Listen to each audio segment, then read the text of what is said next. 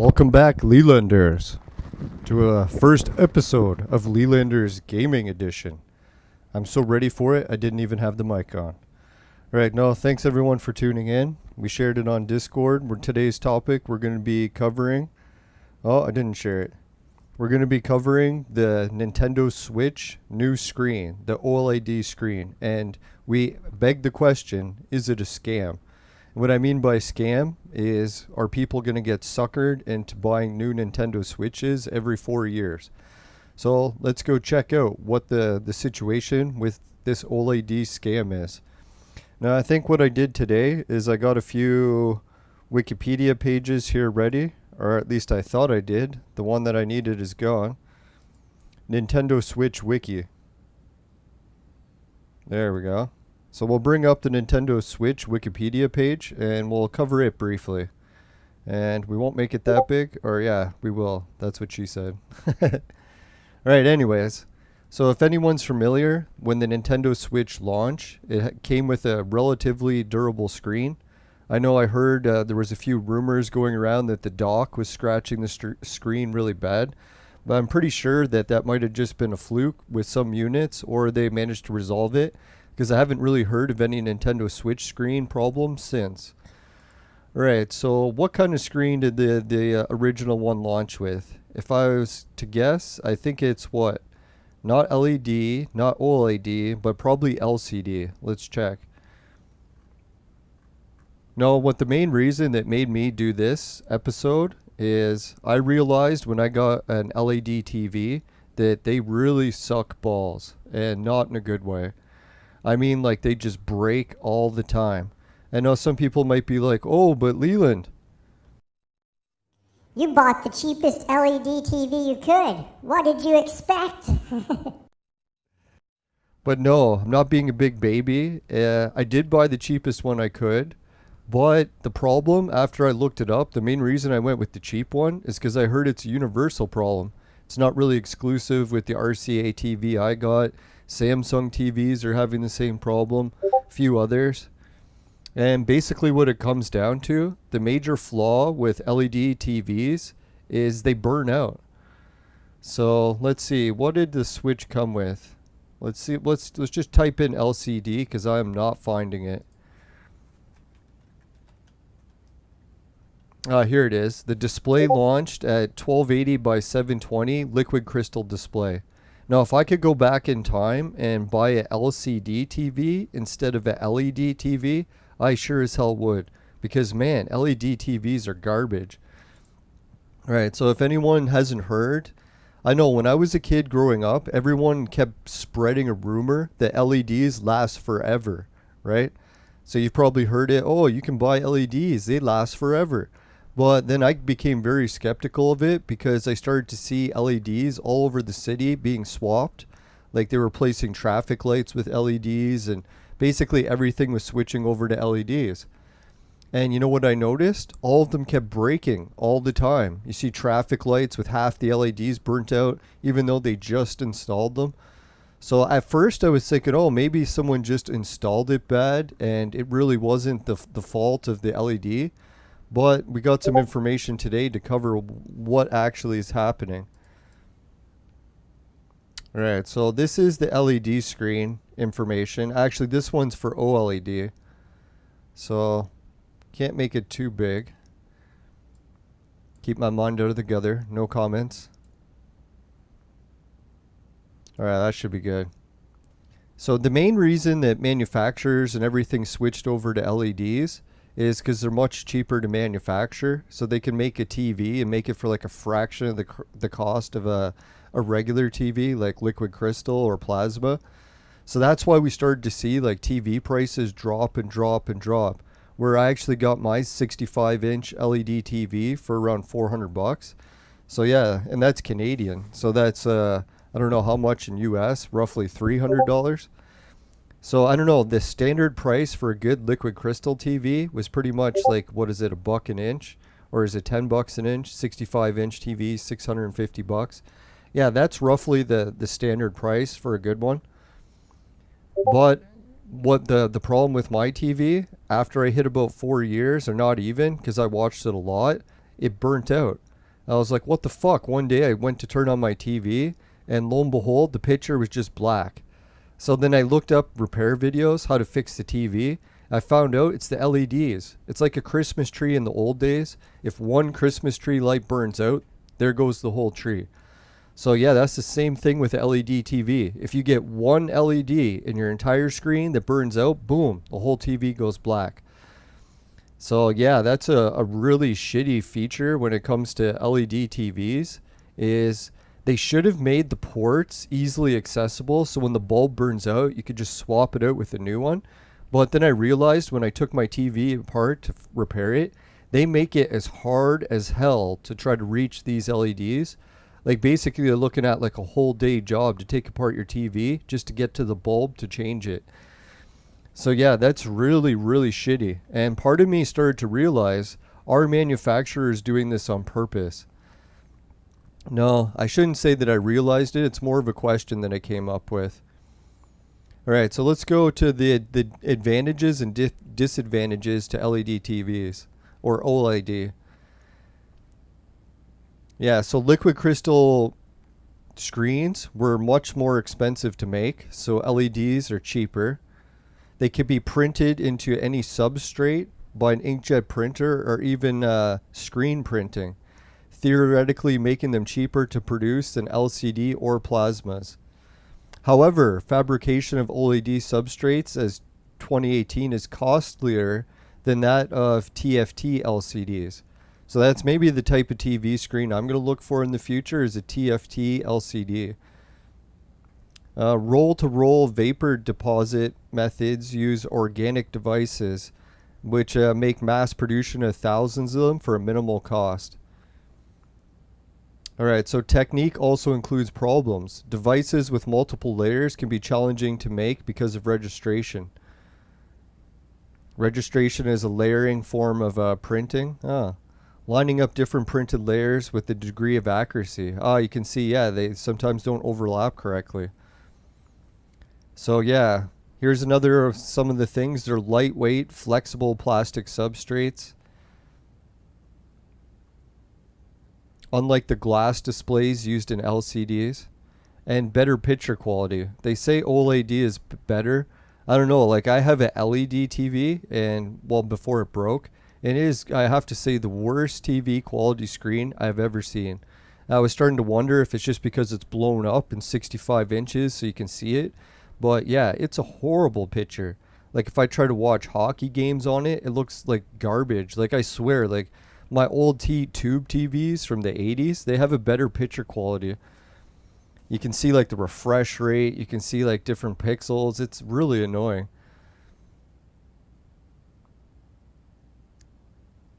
Yeah, so better power efficiency and thickness. When it comes to LCDs, they're definitely using more power compared to the LEDs.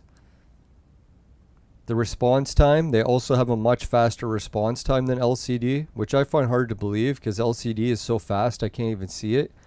So if it's better than you can't see it, I don't know if it's really worth it, because if you can't even notice it, maybe some people can, but I know I can't.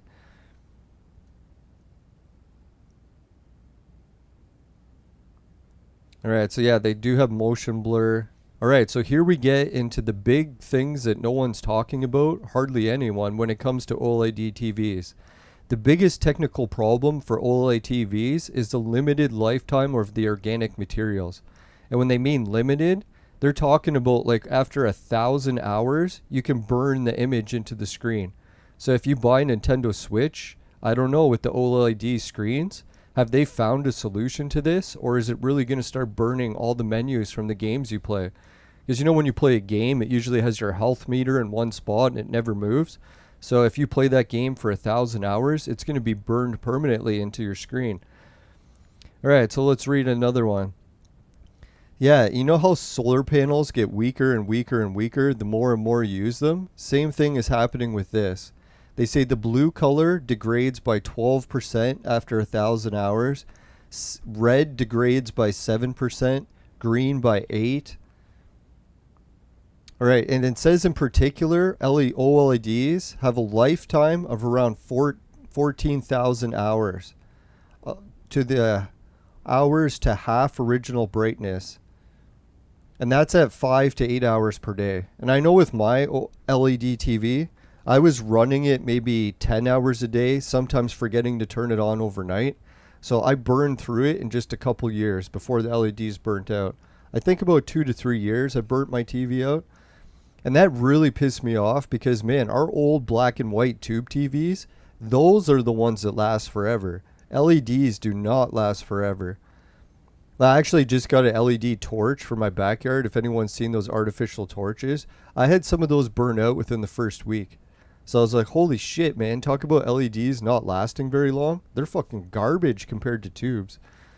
But there is a lot of advantages they talk about. All right, so what was it? LG reported a TV at 100,000 hours before it burns out for OLED. But I'm pretty sure that's what they mean for like working somewhat. It's going to get dimmer. It's going to burn the image in the screen way before you reach that 100,000 hour mark. You're looking at 1,000 hours. So yeah, that's one of the reasons I'm thinking like, yeah, degradation occurs because of accumulation. Oh, that was the other thing they were talking about. One of the major draws back for the Nintendo OLED is they had a huge issue with OLEDs being super fragile. Like you just bump them at all, broken. You touch the screen in the wrong way, broken. And if it got any moisture. So you know how like your cell phone comes with that little moisture reading? If there's too much condensation in it, it sets off an alarm. That's definitely going to shorten the lifetime of your TV. And I noticed like some people, if like you happen to bring your Switch like indoors, outdoors, into heat waves, back into air conditioning, that's going to create a whole bunch of condensation inside your electronics. Now I'm praying to God, or not praying, but I'm hoping that Nintendo found a way to seal these. They said that that's what they tried to do, is seal them so they don't get moisture in it. Yeah, so you just better hope that your Nintendo Switch doesn't get any moisture, because if it does, you'll be screwed. Now that's the one thing that kind of pisses me off with Nintendo in general, is back when the Game Boy came out, remember what one of the greatest features with the Game Boy was? It was near indestructible. They showed pictures of people's house fires, and there was just like a smoldering plastic remains of the Game Boy. Hit the power button, it would turn on, screen would still work, depending on how much of the screen had melted off. So I was always amazed that people are so willing to switch over to an OLED Nintendo Switch with all of these major flaws and drawbacks. Now I'm thinking for the manufacturer's point of view, this is great technology, because when someone buys a TV like our old black and white tube TVs and they work for your whole lifetime, you literally never have to buy one again. So that's like a worst case scenario when it comes time to manufacturers, because they want to manufacture something and have you buy it over and over and over again. So I noticed the very principle, the design of the Nintendo Switch is based on this factor.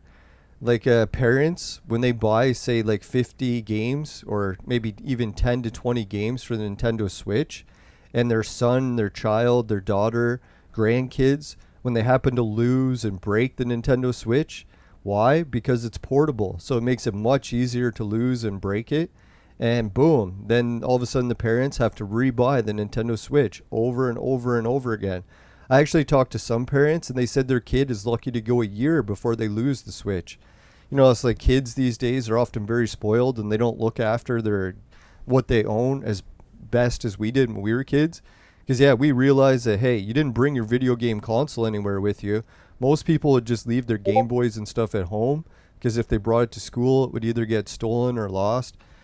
But yeah, today's generation, they're like, fuck it. They'll just bring the Nintendo with them, drop it, break it, and say, Mom, Dad, Buy us a new Nintendo Switch. We need a new one.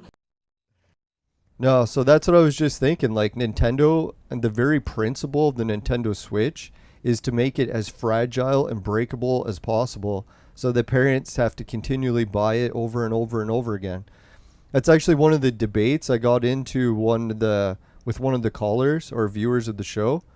He was saying that he's like, man, the Nintendo Switch is so fragile, and the main reason they don't promote a home console version is because they already had it. The Nintendo Wii U is basically the exact same power, even plays games better than the Switch. But the problem with it is parents didn't have to keep buying it over and over and over again. Why? Because they left the console at home. It was just a home console. So unless someone came over and robbed your house, then they might have to buy a new one, but that'd be pretty rare, right? Unless you live in a bad neighborhood. So yeah, it's always thinking the very principle of Nintendo these days is literally to scam parents into buying shit for their kids over and over and over again, the same product repeatedly. So not to shit on Nintendo completely, maybe this is all just coincidence and the fragility, the ability to lose it, now switching it over to a screen that really sucks. Now, the one thing that Nintendo might have done is they might have solved all these OLED problems. I don't want to be giving them a hard time. Maybe they're miracle workers. They managed to solve all the problems with OLEDs. But I was just thinking, yeah, we won't take too long for this episode. We're already to 16 minutes. So just like to summarize that, yeah, if you're looking to buy a new TV, if it was me buying a new TV, I would try to get either LCD or plasma and stay the hell away from OLEDs and LEDs. Unless you want to keep buying the same TV over and over again. That's one thing I was thinking. If I could go back in time, I would actually buy the extended warranty on an LED TV. Hey, Anas Ali Khan. Sorry, pronounce words horribly. That was the worst yet. No, I appreciate you coming in, checking out the show live. Today's first gaming episode. I figure I cover so many gaming topics live on the show that for my gaming streaming, that we should just do a whole separate thing for it. So if anyone's not into a particular game, they can still check it out. So yeah, if you know anyone who's thinking about buying the OLED Nintendo Switch, you might want to tell them, it's like, yo, this new screen is actually like really bad. So I don't know, maybe Nintendo fixed all the issues, but it's potentially very bad. Almost potential scam. So I know one person was arguing too, it was actually me and my brother, that back when we were kids, if you wanted to buy a giant TV screen like 32 or even bigger, you're looking at like $10,000, and that's like 80s money. So that'd be like, I don't know, like $30,000-$40,000 in today's money.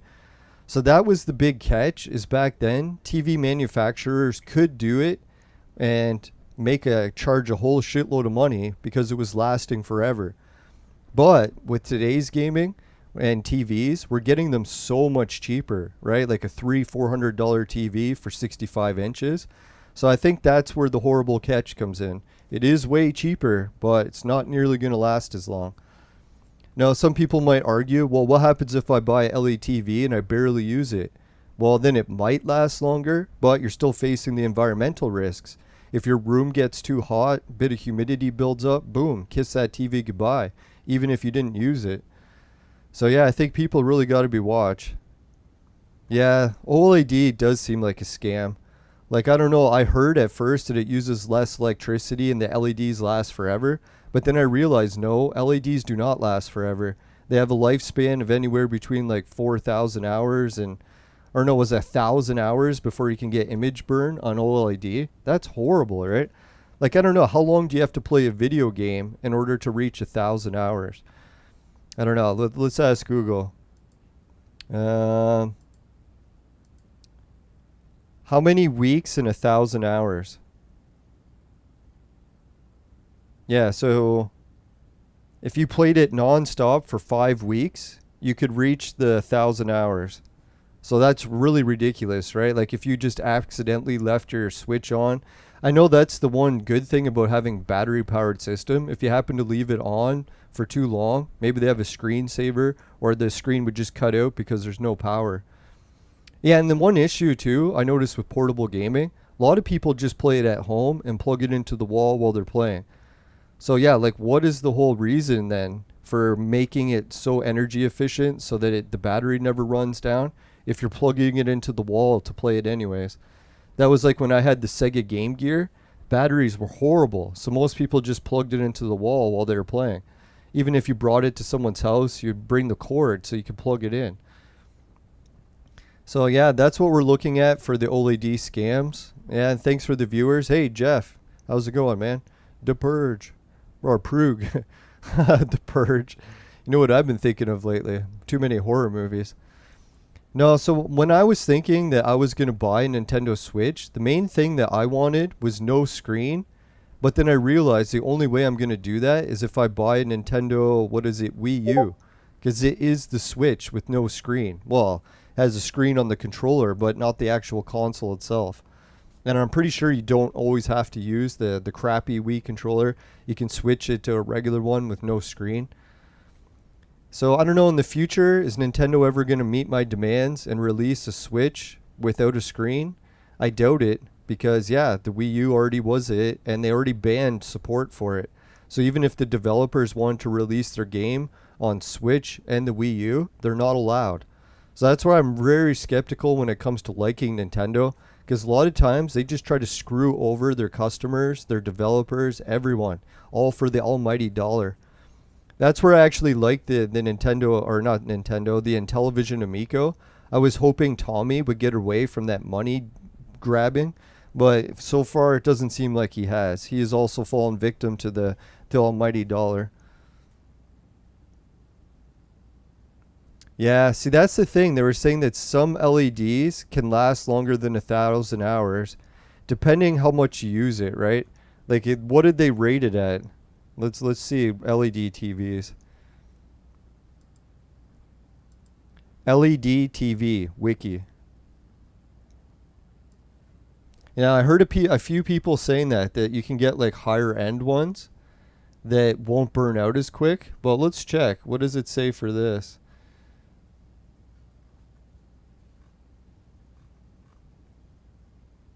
Yeah, they said some of the original prototypes are still working.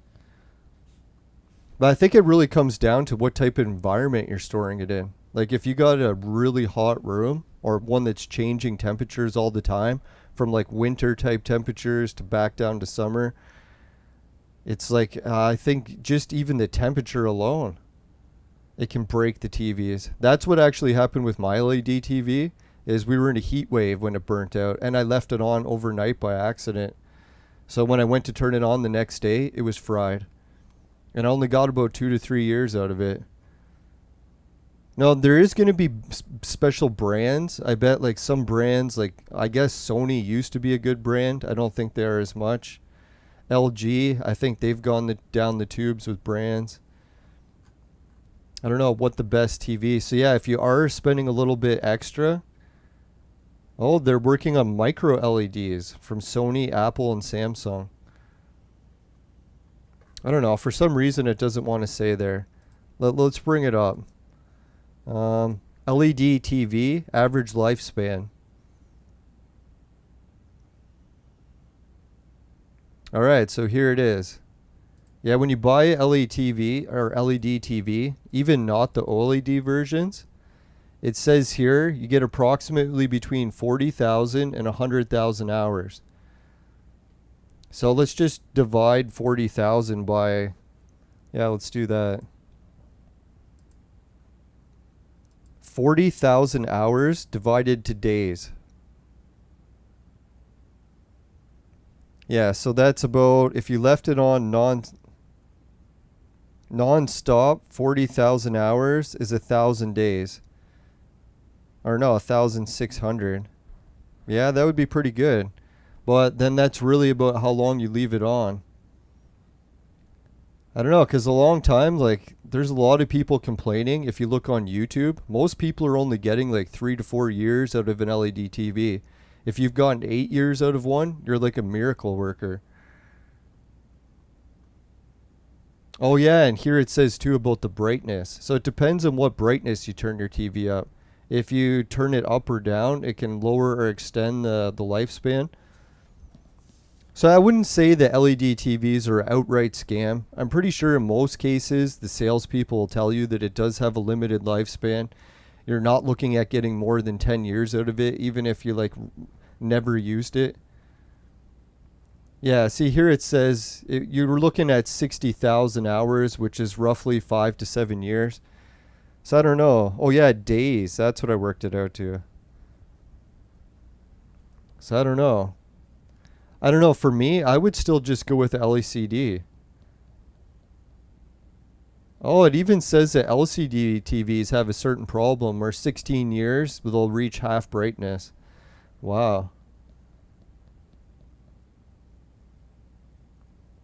All right, let's go LED TV versus it.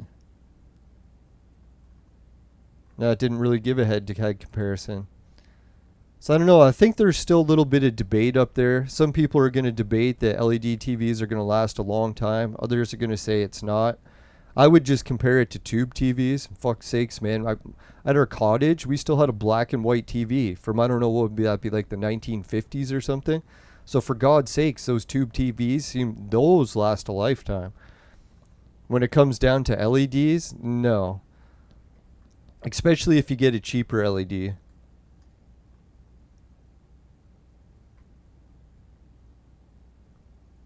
Yeah, so some people think that you can actually get 10 years out of a LED TV, so maybe it is possible. And then you got to compare it too for the amount of money that we're spending on TVs these days. I think like in the old days, like I was saying, if you were buying a TV of that high quality, you're looking at like 10 grand, right? So now that the prices are under 1,000, or for most cheap TVs, well under 1,000, even half that. So yeah, that's what I was thinking. Like, man, it's definitely a hit or miss. If I could go back in time, either I would buy LCD TV, plasma, or I would just buy the extended warranty. So I don't know, maybe Nintendo's going to offer an extended warranty package for the new LED switches. A little skeptical that they will, because they probably want people to just buy them over and over and over again. You got to think about it. It's like the perfect business model. Taking your home console, making it portable so kids lose it, kids break it, have to buy the same console maybe like 5-10 times within its lifespan before the next one comes out. And now to put a screen on it that gets image burn and the slightest touch can break it. Or yeah, it's like, or it'll just get dimmer and dimmer. But yeah, there is also the plus side to it. It's going to use less power. You'll get your batteries out of it. And technically the Switch is pretty damn cheap now. Like, I don't know if anyone's gone to the store to buy groceries in Canada, but like a big giant bag of rice used to be like $1. Now you're getting like these little tiny bags of rice and they cost like $7 to $10. So we can see that food prices, like minimum wage, has been skyrocketing. So generally prices are going through the roof, even on food. So I was like, holy shit, if Nintendo is only like $200 or $300, I heard there's a big price drop coming for the Switch. So that maybe that would be the catch. I'd be willing to buy the OLED Switch because the price of it has dropped and everything else has increased in price. So it actually makes it a good deal. So I'm not going to completely shit on Nintendo. I know I've been a Nintendo fan for the NES, the Super Nintendo, Nintendo 64, and then that's when I stopped liking Nintendo. GameCube was okay, but I just switched to PlayStation 2 instead. And I've always liked Sega better after too. Like Genesis I didn't like so much better. Actually Super Nintendo better. But when it came to Saturn, I liked it better. When it came to Dreamcast, I liked it way better than PlayStation. It's sad that Sega's gone from the hardware manufacturing. And that's actually one of the new rumors I heard. We'll do a new episode on it soon. But apparently Sega leaked a patent that they're planning on making their own version of the Switch with the screen. So I'm praying to God that's not the direction Sega's going. I want them to make a home console. But I think they've realized that Nintendo Switch is the perfect business model. Like, you're just getting kids to carry around the most expensive device in their house, losing it, breaking it, having to replace it over and over and over again. So yeah, it's quite a while. Holy shit. Alright, so Mr. Khan was saying, here where I live, before LED TVs were around, 100K. Now a curved 4K TV is 300K. Yeah, I'm not sure what currency that is. I don't think it's US dollars, but it could be. No, I doubt it. That'd be a shitload of money. But no, interesting. Thanks. Yeah, my brother, he actually went for one of those curved screen TVs. I was kind of tempted to do it, but I usually just put TVs next to each other and then stagger them on the curve anyways. So it's kind of like a cheap man's curved TV. Right, so do any of the viewers buy the Nintendo Switch yet? Are they considering buying the OLED version over the LCD version? Which do you think is better? And if anyone's got any questions, comments, you can post in the chat. I think what we'll do right now is just give a shout out to the 2 viewers that tuned in. We got Mr. Ali Khan. Sorry, I keep pronouncing your first name wrong, so I'll stay clear. and Jeff DePruge. So I thank everyone for tuning in. And if anyone's wondering if I'm doing some more game streaming today, yes, we should be doing a Clone Evolution episode.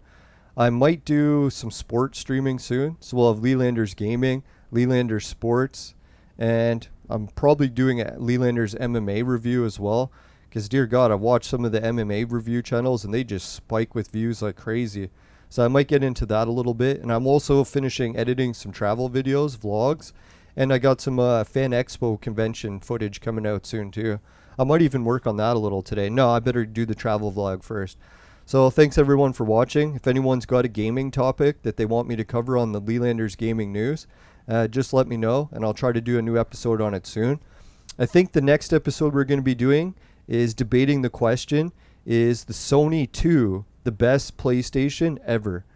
So I thought that I was the only person that believed that. But I posted a comment on Facebook and said, you know, PlayStation 2 is the best console out of all the PlayStations. And I had near 100 people like the comment. So I was like, holy shit, I guess there is a lot of other people that agree PlayStation 2 is the best. But we'll actually debate that next episode as well. So thanks everyone for tuning in. And let's give a shout out to the viewers. All right, yeah, we already reached a half hour, so we got to wrap this up quick.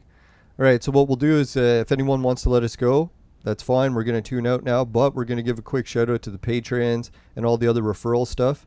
If you want to get referrals on your channel going and you can't wait to reach the 1,000 subs on YouTube, it's a great way to make money. So we'll continue with the e-begging. Let's go to the patrons.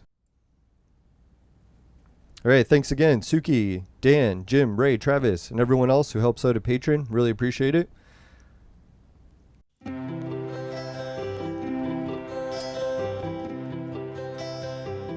And yeah, that was Patreon. Society 6 is finishing quick is my specialty. It's a saying that comes on t-shirts and bed sheets, both popular with the ladies. Hido TV, it'll pay you to watch videos. Swagbucks pays you to shop. GameKit will even pay you to try new video games. And Free Bitcoin is a wallet system for crypto. If you want to get into crypto but you don't have any money to deposit like me, you can get into it with the free loot boxes that Free Bitcoin offers. They just give you tiny little pennies of Bitcoin in free loot boxes. But hey, you can add it to your wallet and just keep bigging it bigger and bigger and bigger. And then what else is there? Oh yeah, BetFury. It's another wallet system for crypto. Same thing. They got free loot boxes. And all these places got casinos. So just be careful that if you're a gambling addict, stay clear of the casino parts. Just stick with the wallet. That's what I do. I always lose at gambling. Oh yeah, and BetFury has crypto of all the different types. You can use it for Ethereum, Dogecoin, whatever floats your boat. So, oh yeah, speaking of floating a boat, we also got the Virtual Mate sex machine. It's for adults and men only, but if ladies need a sex machine, they know who to call. Just kidding. No, I'm not kidding, is they have a $10 off coupon code they sent to the show. It's for a purchase of $150 or more. All you have to do is type in the code LYINGBS.